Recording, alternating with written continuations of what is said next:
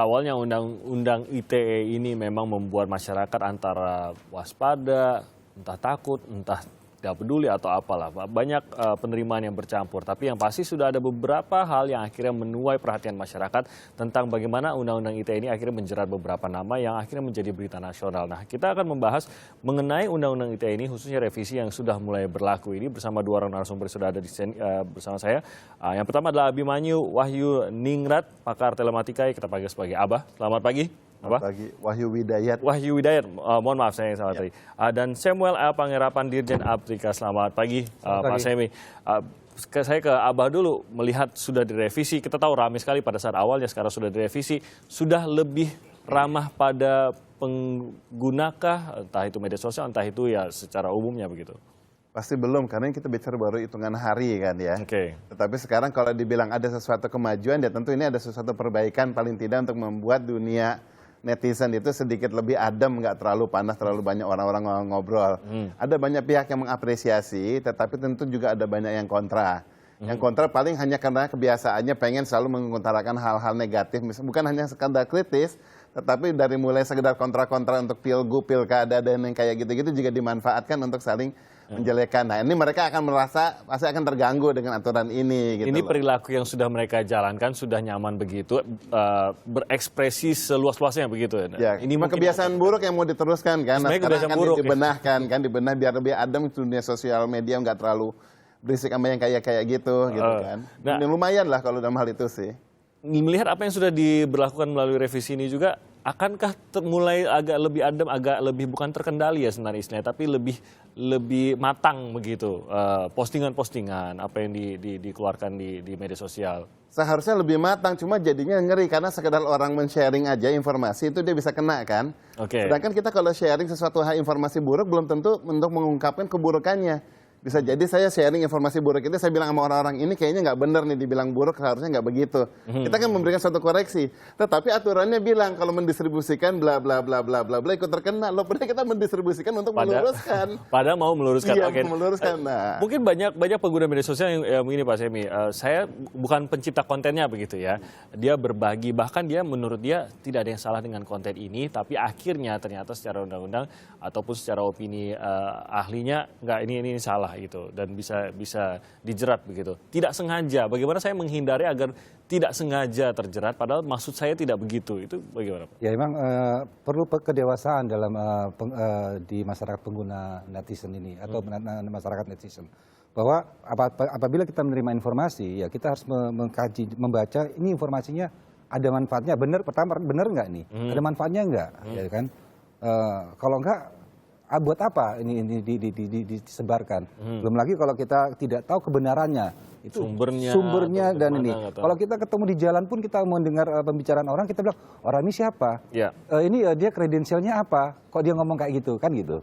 Nah, tapi kenapa di sosial media kita nggak kenal pun kita langsung ini? Nah, ini yang harus dirubah. Tapi saya mau bicara sedikit mengenai apa sih yang direvisi. Jadi direvisi itu kan sebenarnya revisi ini untuk menjaga keharmonisan di dunia cyber. Sebenarnya undang-undangnya sudah ada dari 2008 bahwa menyebarkan, mendistribusikan itu semua juga sudah diatur sebelumnya. Nah, apa yang dirubah di undang-undang revisi ini adalah membuat keseimbangan baru. Umpamanya ada orang, ini kan yang diatur kan khususnya pasal 27 adalah antara warga negara. Saya menulis sesuatu, Anda tersinggung. Nah, ini bagaimana prosesnya? Nah, ini ada pakai pasal 27 ayat 3-nya, nah dilaporkan pencemaran nama baik. Kalau dulu dengan ancaman hukuman 6 tahun, pelapor tuh langsung bisa ditahan. Terlapor bisa langsung ditahan. Nah, sekarang kita turunkan supaya ayo dibuktikan dulu di pengadilan. Jadi mereka pada posisi yang sama antara pelapor dan terlapor nih, ayo dibuktikan dulu di pengadilan. Gitu. Jadi memang ada beberapa poin seperti tadi, pencemaran nama baik dikurangi menjadi 4 tahun agar menghindari penahanan itu. Banyak apa ini sebenarnya berpengaruh, kalau memang itu hal yang keras itu tetap 6 tahun, tapi pencemaran nama baik yang bisa saja itu dia kita tidak tahu apakah benar pencemaran nama baik sudah terjadi atau belum, mengurangi 4 tahun. Ini berpengaruh banyak nggak sih? Kalau pencemaran nama baik yang dibilang orang mulai tercemar nama baik kalau memang dia sudah melakukan kesalahan. Nah, kalau dia baru hanya sekedar dianggap salah kemudian dia jadi mendapatkan aduan juga repot ya. Sebagai contoh, saya dipanggil dengan nama binatang misalnya teman dekat. binatang X gitu ya, nama binatang yang wuk gitu loh. Dipanggil gitu, saya masih ketawa karena teman. Tetapi saat yang memanggilnya orang yang tidak kenal, dia memanggil saya juga, X gitu loh. Kenapa kamu manggil saya kayak begitu? Loh, kamu boleh dipanggil yang ini, nggak masalah, kenapa saya nggak boleh? Kalimatnya bisa sama gitu bisa ya. Bisa sama, tetapi kan asumsinya bisa berlainan. Nah, hal ini juga, karena cara penyampaian. Cara penyampaian juga ada yang beretika di internet, ada yang tidak kan. Menyampaikannya hanya terlalu buruk saja, tidak menyampaikan secara proporsional. Tentu ada yang bisa jadi yang tersinggung. Nah, tersinggung yang tidak tersinggung kan banyak hal ya. Tersinggung karena sukunya berbeda, tersinggung karena agamanya berbeda, tersinggung karena tidak suka, tersinggung dan segala macam gitu. Oke, apalagi kalau berupa tulisan begitu, entah email, entah apapun itu ya, melalui grup dan lain-lain. Tulisan nadanya kita nggak tahu begitu kan. Si A ngomong kita merasa fine, tapi si B ngomong, wah saya tersinggung gitu. Itu pun bisa terjadi gitu.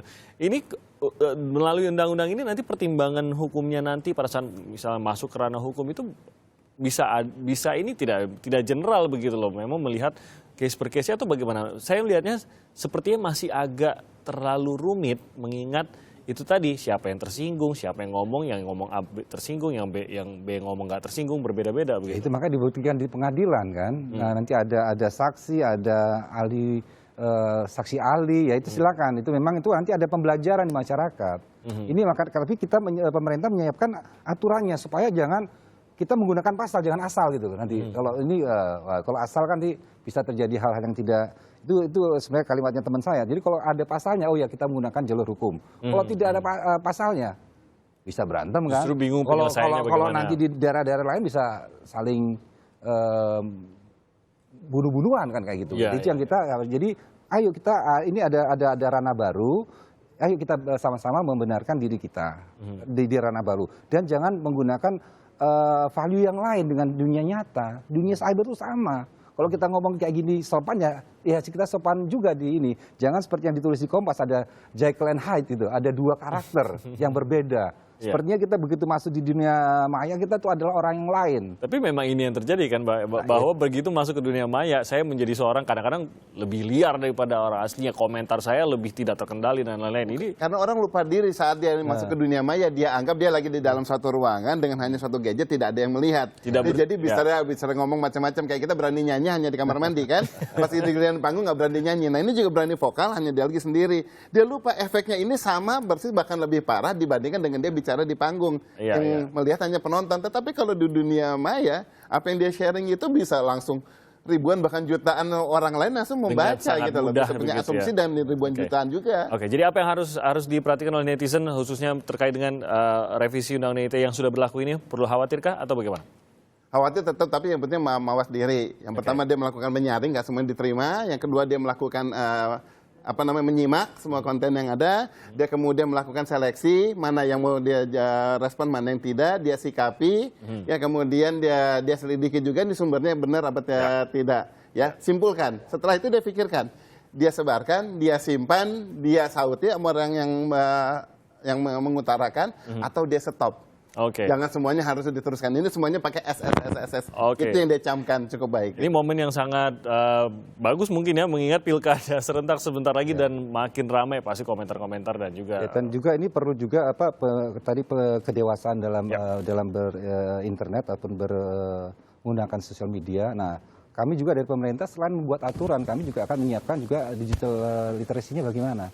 Karena kan ada satu transformasi masyarakat ini. Masyarakat dari yang saat ini kan sudah 50% orang yang sudah ada di dunia cyber. Nah ini kan harus ada transformasi. Bagaimana sih berperilaku di dunia cyber? Nah, dari analog ke digital itu istilahnya. Dari analog ke digital ini bagaimana? Bisa nggak kita bawa value-value yang di analog ini tetap sama pada saat kita masuk ke dunia digital? Menarik kalau kita ngobrol saja kita tanya emang lu tahu dari mana gitu ya kan, harus diterapkan yang sama juga pada saat kita ke internet begitu ya. Harus tanya juga ini tahu dari mana. Terima kasih banyak Pak Semi, Mbah, terima kasih banyak atas waktunya pagi hari ini bersama kami.